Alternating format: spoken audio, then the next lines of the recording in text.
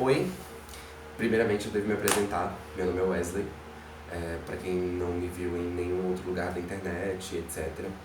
Mas, primeiramente o intuito de eu fazer esse vídeo é falar, abrir o discurso, abrir a discussão. Esse vídeo ele não tem nenhuma preocupação muito estética, assim, não estou preocupado com o pano de fundo, enfim, com a minha aparência no vídeo, mas a verdade é produzir a reflexão mesmo. E por que eu pensei em produzir essa reflexão? Primeiro, eu acho que são duas questões que a mim, particularmente, são importantes, e acho que não só pra mim, mas são duas questões da contemporaneidade, que são racismo e homofobia, né? Enfim, é, eu acho que os meios de comunicação tradicionais não dão conta dessas pautas, dessas questões. Então eu acho que a internet e as mídias alternativas que têm surgido, elas são cada vez mais importantes nesse debate. E eu acho que nós, enquanto sujeitos, enquanto atores sociais, quanto mais a gente se apropriar desses novos meios, das novas formas de comunicação, que não são tão verticais como as mídias tradicionais, os meios de comunicação de massa são, melhor a gente consegue avançar no debate. E aí, por que eu pensei em fazer esse vídeo? Esse vídeo surgiu muito de uma preocupação, porque assim, eu me considero bastante otimista em relação ao cenário político brasileiro atual. Aí vão falar, nossa, você é otimista com o golpe de Estado que houve, etc. Sim, porque eu acho que o golpe de Estado e etc. e vários outros fundamentalismos ou neofundamentalismos que têm surgido, eles são muito sintomáticos, assim. Porque eu acho que o Brasil e o mundo têm avançado em direção a respeito à pluralidade, respeito à diversidade étnica, respeito à diversidade sexual, respeito à diversidade racial, respeito à diversidade identitária e etc. Mas esses neofundamentalismos, esses discursos de ódio assim, que têm surgido com grande intensidade, eles são um reflexo dessa tentativa de nos levar para trás. Assim, eu acabei de assistir um vídeo no YouTube e aí um garoto, eu não vou citar o nome desse garoto, ele dizia que tem uma galera que tá problematizando tudo, né?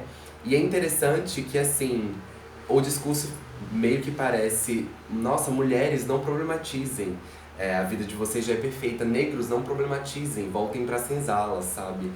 Gays não problematizem, vivam seus guetos, vivam suas boates, vocês não precisam de mais espaço no mercado de trabalho, vocês não precisam ser respeitados, né? E assim, é irônico a gente ver isso em pleno, na contemporaneidade, né? Enfim, esses discursos estão sendo reproduzidos na internet, estão sendo compartilhados e tem gente que os apoia.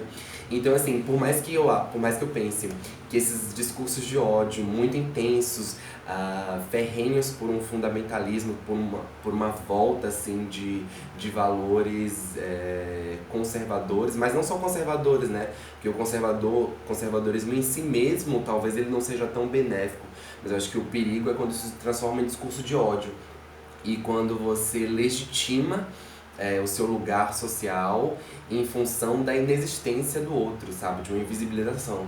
Então, a minha função aqui, eu acho que a minha ideia aqui é justamente isso.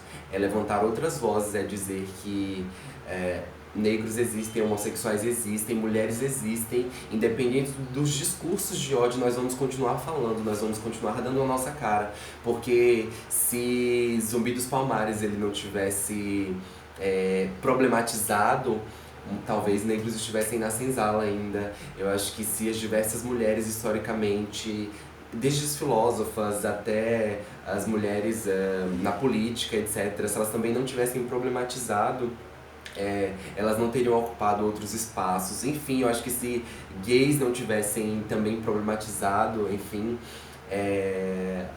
o lugar social deles seria o que nós já conhecemos no passado. A história já nos aponta qual foi o lugar delegado para essas pessoas. Para nós, né? Vou falar para essas pessoas para nós, porque eu me encaixo nessa categoria.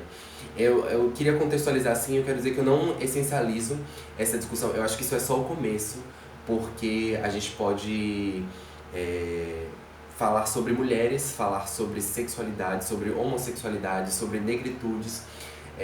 Mas eu acho que o Brasil, em geral, ele ainda não está preparado para pular essa etapa. Acho que a gente ainda tem que discutir a coisa de uma forma identitária, entender a mulher, entender o empoderamento feminino, entender o discurso sobre diversidade sexual e tal, para depois a gente conseguir avançar, pensar diferentes formas de ser gay, diferentes homossexualidades, diferentes formas de ser negro, diferentes formas de ser mulher. Mas vamos primeiro talvez pensar esse discurso essencializado para que talvez a grande massa, né, consiga compreender que o Brasil, gente, aparentemente, é aquela velha questão, né? Aparentemente o Brasil é um país que respeita a diversidade. Mas, sobretudo no carnaval, né, se prega isso, olha como somos irmãos, olha como festejamos todos juntos, mas o carnaval ele dura 3 dias, enfim, 5 dias no máximo, num lugar em que é uma festa muito intensa. E depois que o carnaval acaba, todos voltam para os seus lugares sociais, né? Então eu acho que a gente tem que fazer o exercício de desconstrução dessa perspectiva que enxerga que tudo é amistoso, quando na verdade não é. O racismo ele é estruturado, a homofobia ela é estruturada, o machismo ele é institucionalizado no Brasil, a ponto de nós termos destituído a primeira mulher presidente do nosso país. Enfim, acho que esse vídeo ele só quer incitar a discussão, e dar voz, assim, a mim mesmo e a outros agentes, que eu acho que a gente tem que se empoderar. E é isso aí.